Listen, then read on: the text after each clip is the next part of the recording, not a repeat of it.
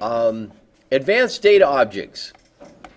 I'm going to go home and I'm going to do something called import data. And I'm going to import spacely sprockets. And it's taken a while to think about it.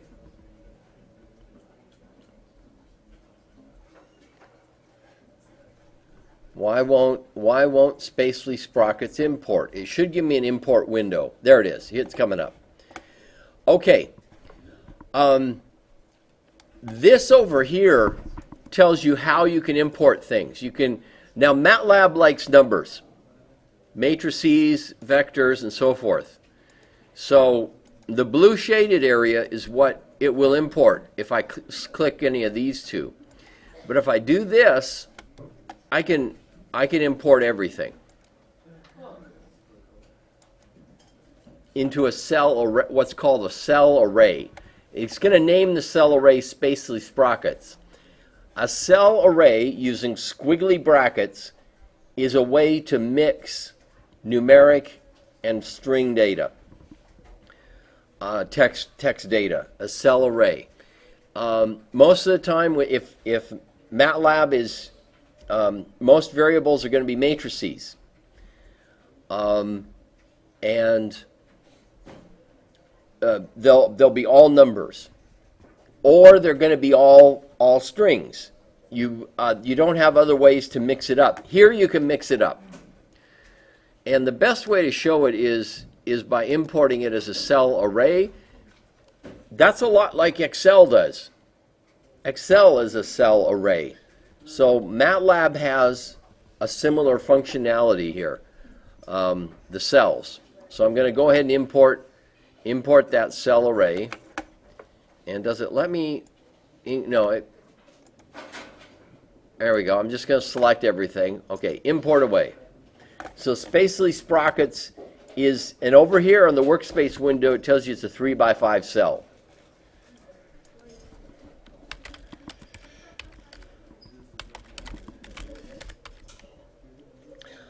We use curly braces for cell arrays. Row 1, comma, row 1, column 1. Should be blank. And it is, because there was nothing there. Row 1, column 2. It should be quarter 1. Row 2, 15 units. Let's see. Column 1, row 2. Spacely. Let's take a look at what spacely sprockets is.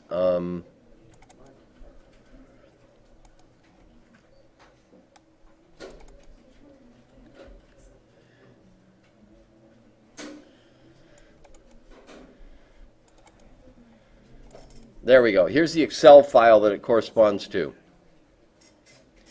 So we see that, what do we do? Row 2, column 1, spacely.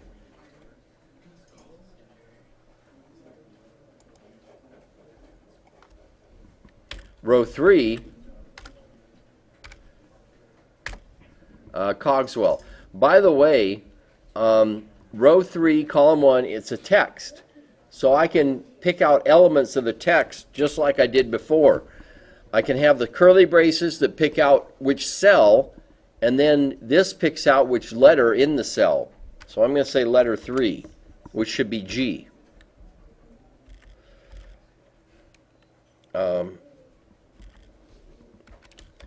You can manipulate this just like everything to the left of the squirrely brackets is just another variable. And you can pick out substrings and so forth from that variable. So that's your cell array. Okay. You can pick out multiple rows. I can pick out 2 elements of the cell array. There we go. It gives me both of those elements. So you can, this is a way to mix strings and data.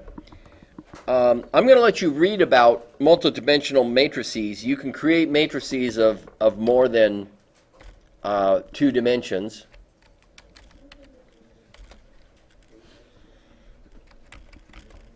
So this is a 3 by 3 by 3 by 3 by 3 by 3 matrix of all zeros. So it's not only got rows and columns, it's got a third element. You can think of it like layers. So you have row in a page and column in a page, and then you have a page in a book, and then book on a shelf, and then shelf in the bookshelf, and bookshelf in the room, and room in the library. You know, you can keep going, library in the city, and so forth. So you can create as many dimensions as you want on your matrices. There's one other thing you can do, and this is what's called a structure. S-T-R-U-C, like this. So this uses a little different, it uses the square braces. So you can mix string. This is another way to mix string and numeric data. So I'm going to go ahead and execute this part. So this is the second element in the structure.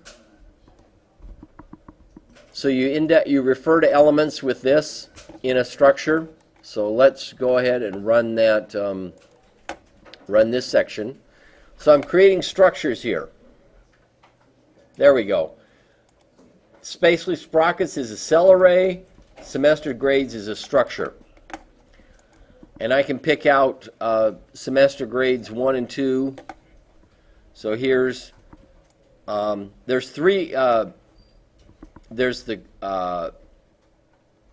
course is Engineering 2304. The course is like a field.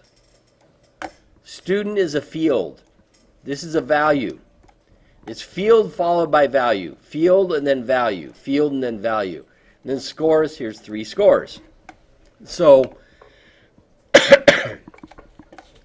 when I type out semester grades 1,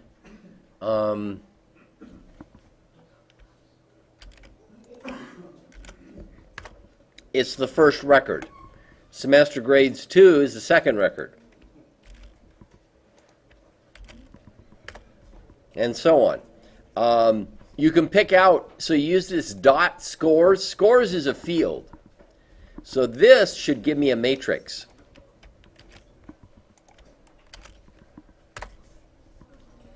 A vector, 80, 85, 80, and 95, right there. And so you can pick out the first, here's a good one, your second record and your first score. So you can mix these things up a little bit to pick out your individual data. And what was the second record, first score? 95. There we go. Down here it says 95. Picked out the second record, the scores field, and the first element in that. The first element right here. Okay. So that's how a structure works. That's how a cell array works. And it's getting a little slow. We are on to chapter 5. We've just finished chapter 4.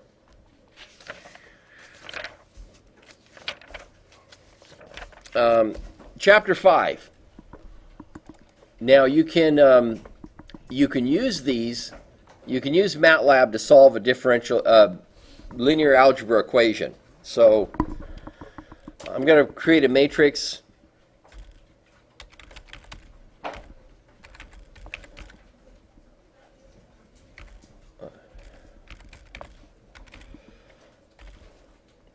I do it like that. I'm going to create a second matrix equals I. Oops. A 3 by 3 identity matrix. Then I'm going to do, so I can do I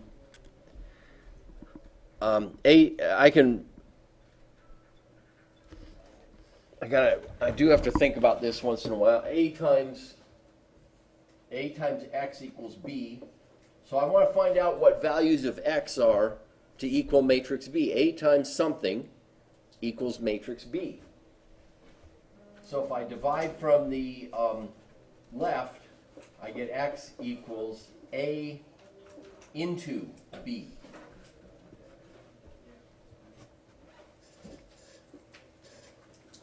Matrices, if you divide from the left, you gotta, if you multiply from the left, you gotta divide from the left.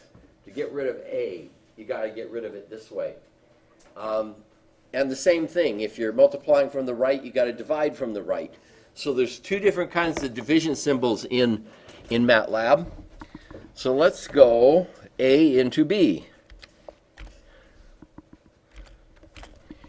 This should give me the inverse matrix to A. So I'm going to call it AINV equals my answer. If I multiply this by A times A inverse, I'm going to get the identity.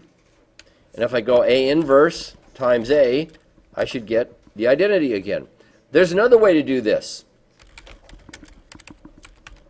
It's called reduced row echelon form.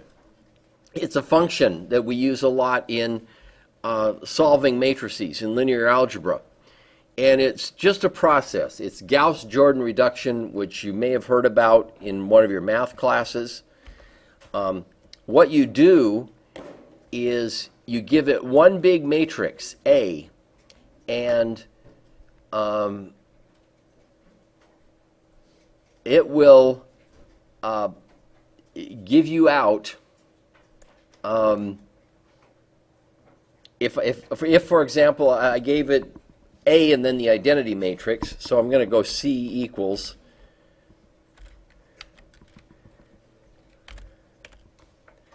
so this will be 3 rows 6 columns.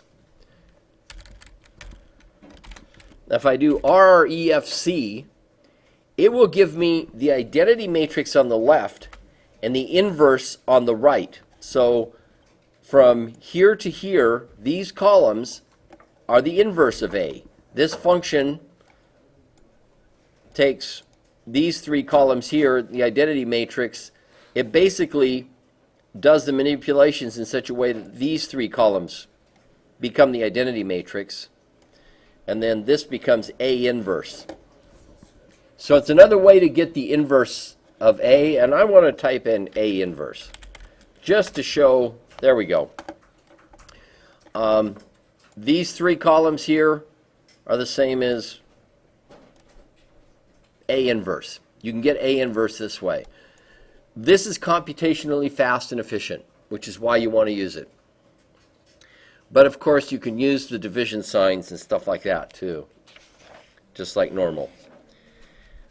This is also called Gaussian elimination. RREF, reduced row echelon form, is what it stands for.